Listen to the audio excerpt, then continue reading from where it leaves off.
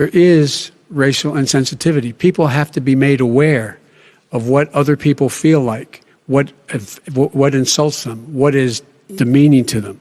It's important that people know many people don't want to hurt other people's feelings, but it makes a big difference. It makes a gigantic difference in the way a child is able to grow up and have a sense of self-esteem. Here are some examples of how this is being done. Several schools in New York have implemented what they describe as a novel approach to fighting discrimination. Under the program, children as young as 6 are separated by race into 2 rooms named affinity groups. One room for the white students, the other for non-whites. In the room of non-whites, the students are heaped with praise, told to feel proud of their race and given treats such as cupcakes. But as for the white students, they are scolded, told about their white privilege, about America's history of racism, and of course no treats are awarded to these children.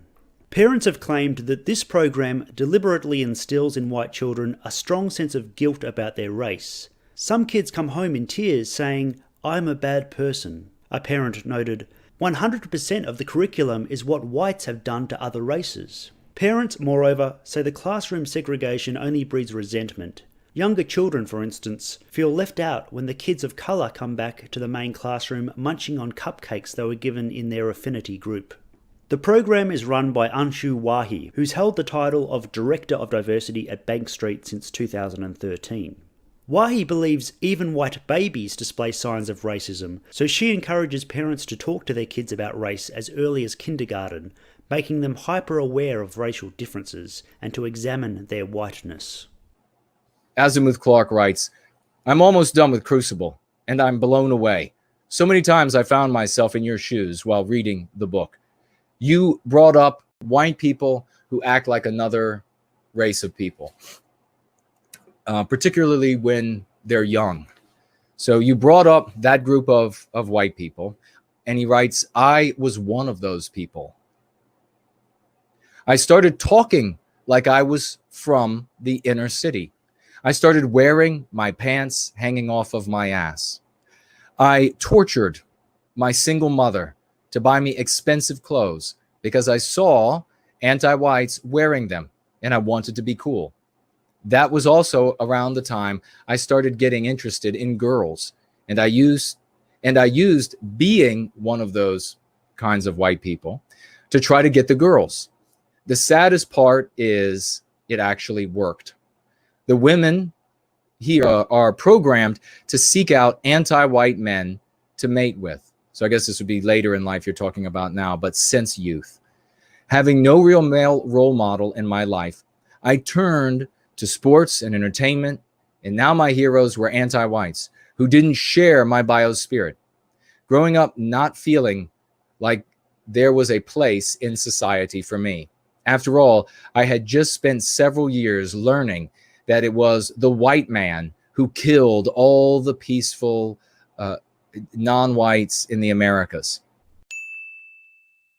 A similarly racially focused curriculum in America is called Deep Equity, which trains teachers on how to teach their students about white privilege and systems of white supremacy. In effect, it aims to teach white children that despite belonging to an undesirable race, they can redeem themselves to some extent by becoming allies of non-whites. As Deep Equity lays out, to become a white ally you must 1. See race, 2. Listen to and learn from people of colour, 3. Acknowledge the reality of racism, 4. Acknowledge the reality of white racial privilege, 5. Transcend guilt, 6. Educate other white people, 7. Confront racist behaviours, attitudes and practices, and 8. Use your privilege to work for racial and social justice. The curriculum also describes 3 types of white identities, 2 of which are immoral, the third being acceptable but requiring a lifelong effort. The 3 white identity orientations are as follows. Fundamentalist white identity, characterized by denial, ignorance, supremacy, quote, I don't know. Integrationist white identity, awareness/curiosity, guilt, paternalism/compliance, quote, now I think I know everything. But the white identity that the teacher wishes to instill in white children is transformationist white identity, self-reflective, humility/authenticity, systemic power shift. Quote, I will be learning about this all my life.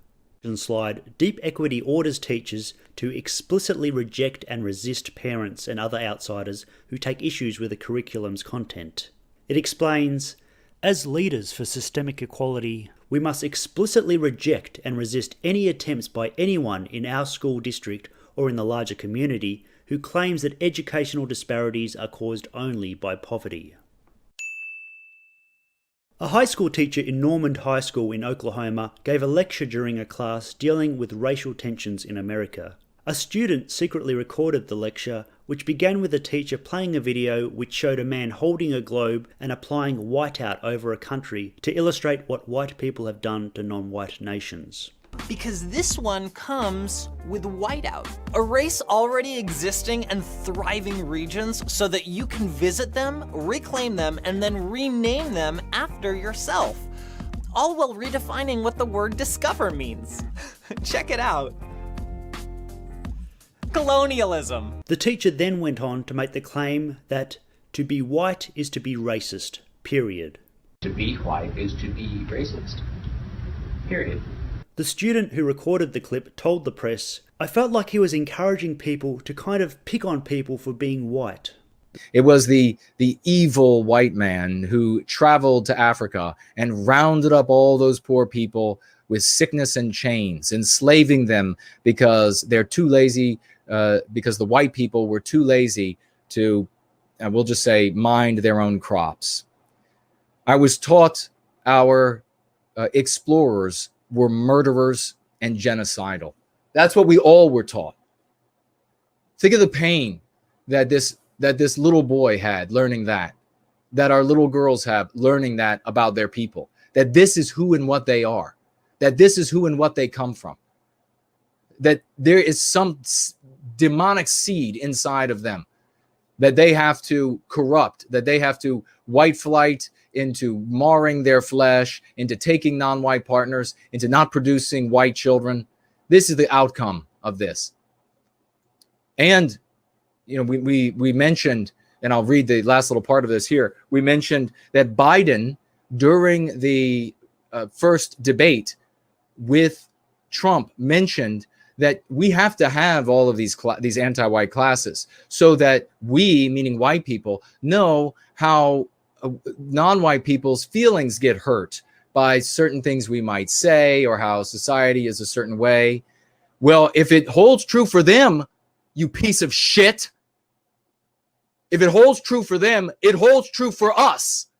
And there isn't a single textbook, not a single movie, not a single television show, not a single lecture, not a single invited speaker, nowhere in the United States or anywhere across the West that tells non-white children anything remotely as awful, anything awful at all about their people.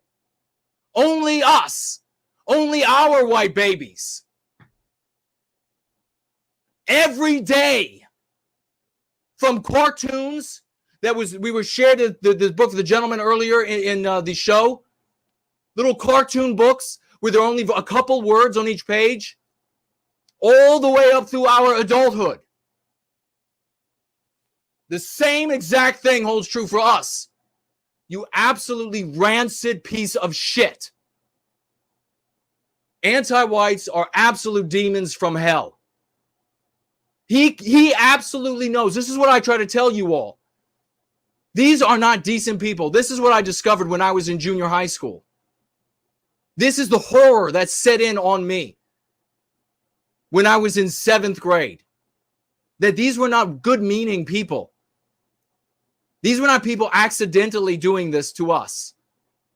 These were people who knew very well that if you did the same thing to non-white children that they honestly and openly do to us and willingly do to us, that they know it would be of incalculable damage to each of their individual lives and therefore the lives of their entire people. And they do that malice aforethought to us. He said that on that stage. How could any white person vote for some slithering, unctuous demon like that.